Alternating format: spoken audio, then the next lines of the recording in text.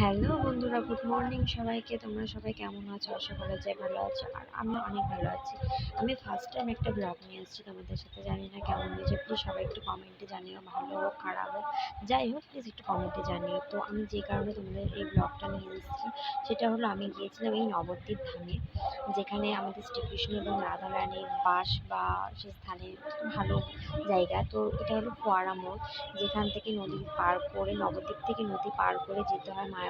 তো মায়াপুরে নেমে রাস্তায় যাওয়ার পথে একটা শর্ট ক্লিপ নেওয়া হয়েছিল, যেটা হলো একটা ছোট্ট মন্দির, খুব সুন্দর, রাধা গোবিন্দ এবং শ্রী চৈতন্য কালী মন্দির ছিল এখানটায়। তো ওখান থেকে গিয়ে সোজা বাসে উঠলাম। বাসে করে যাওয়ার পথে আমরা দেখতে পাচ্ছি অনেক সুন্দর সুন্দর মন্দির, যেখানে রাধা কৃষ্ণ গোবিন্দ, শ্রীকৃষ্ণ গোবিন্দ এবং চৈতন্য কালী মন্দির, শিব মন্দির অনেকগুলোই রাস্তায় দেখা হয়েছিল।